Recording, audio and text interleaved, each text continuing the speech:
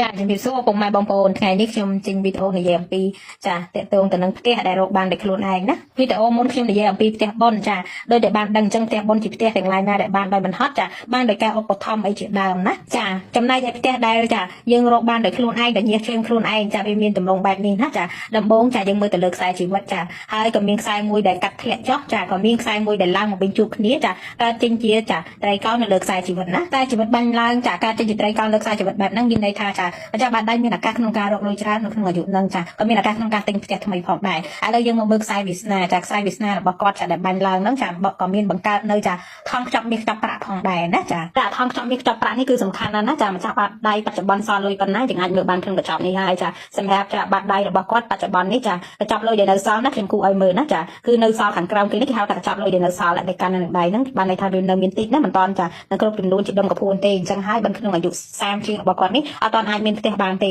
ប៉ុន្តែអាយុដែលគាត់មានផ្ទះបាននេះណាចាគឺអាយុ40ណាចាគឺក្នុងអាយុ40ខ្សែវាសនាបាញ់ឡើងចាហើយលើខ្សែជីវិតក៏បាញ់ឡើងដូចគ្នាណាចាអញ្ចឹងក្នុងអាយុនោះគាត់ខំប្រឹងតិចទៅចាប្រឹងរស់ស៊ីចាមានឱកាសក្នុងការរស់ស៊ីចាខំប្រឹងគឺនឹងបានផ្ទះយ៉ាងពិតប្រាកដណាចាចាជំរាបសួរពុកម៉ែបងប្អូនចាថ្ងៃនេះខ្ញុំមកចានិយាយអត្ថន័យអំពីចាសញ្ញាខ្វែងឬក៏សញ្ញាគុណនៅលើបាតដៃទាំង7ចំណុចណាចាបើសិនជាមានខ្សែគុណចាឬក៏សញ្ញាខ្វែងចាបែបនេះនៅកណ្ដាលចាបាតដៃរវាងចាខ្សែខួរក្បាលនិងខ្សែបេះដូងចានេះគាត់មាន2ណាចា2ត្រួតគ្នាណាចាអានេះគេហៅថាខ្សែការពារណាចាមានន័យថាម្ចាស់បាតដៃគឺនឹងមានចាទេវតាប្រចាំខ្លួនឬក៏គ្រូកំណើតតាមថែរក្សាណាចាតាមថែរក្សាតាមបញ្ជារឿងរ៉ាវចាដែលមិនល្អ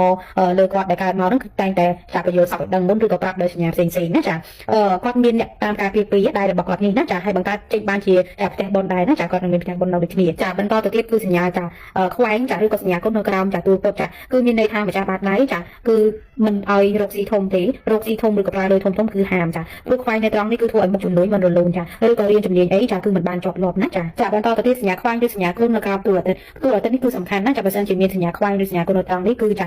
ប្រយ័ត្នមែនទេម្ចាស់បាតដៃចាគឺរាប់អានអ្នកណាច្រើនតែគេរៀបពោតំណែងកំហុសចាល្អទៅពីមុខអាក្រក់ទៅពីក្រោយណាចាជួយគេឲ្យគេមិនដឹងគុណយើងធ្វើឲ្យប៉ះពាល់កិត្តិយសគេឈ្មោះជាដើមណាចាបន្តទៅទៀតចានៅក្រោមទូលពុតរបស់គាត់ជួយពិនិត្យមើលខ្ញុំចាត្រង់នេះគេមិនហៅថាសញ្ញាគុណទេណាចាគេហៅថាចាសញ្ញាផ្កាយឬផ្កាច័ន្ទនេះណាចាផ្កាយឬផ្កាច័ន្ទនៅចំទូលពុតបែបនេះចាគឺប្រយ័ត្នមែនទេម្ចាស់បាតដៃគឺនឹងត្រូវជួបបបត្តិវហេតុចាដោយប្រការណាមួយចាគឺត្រូវប្រយ័ត្នមែនទេចាក្នុងការធ្វើអីប្រយ័ត្នមុខប្រយ័ត្នក្រោយណាហើយឧបទ្ទវហេតុនេះគឺនឹងគ្រោះថ្នាក់ដល់ជីវិតនៅពេលដែលគាត់ជន់អាយុឆ្នាំឬក៏ចានៅក្នុងអាយុដែលមានគ្រោះចាអាហ្នឹងគឺមើលទៅតាមបែបជាស្ដែងដែរណាចាបន្តទៅទៀតចាយើងមើលសញ្ញាគុណឬសញ្ញាខ្វែងនៅក្រោមទូលប្រហោះណាចាត្រង់នេះរៀងប្រឆិតបន្តិចប៉ុន្តែនៅក្នុងចាទូលប្រហោះដូចគ្នាគឺមានន័យថាចាគឺល្អទេចាបើចាស់បាតដៃគឺមានភាពជាអ្នកដឹកនាំទៅធ្វើការកន្លែងណាច្រើនតែបានជាមេការគេណាចាបន្តទៅទៀតសញ្ញាខ្វែងឬសញ្ញាគុណចានៅលើទូលចាអង្គាខ្ពស់នៅលើទូលអង្គាខ្ពស់នេះបើសិនជាមានហើយចាម្ចាស់បាតដៃគឺប្រយ័ត្នបន្តិចរឿងការរាប់អានមនុស្សដែលមានអាយុតិចជាងខ្លួនចាគឺនឹងនាំទុកមកដល់ខ្លួនឯងចាឬក៏ជួបការវិវាទចាជាមួយអ្នកដែលមានអាយុក្មេងជាងខ្លួនជាដើមដែលនាំទុកមកដល់ខ្លួនឯងចាបន្តទៅទៀតសញ្ញាខ្វែងឬក៏សញ្ញាគុណចានៅចំទូលចានេះវិញគេហៅទូលចាណាចាគឺ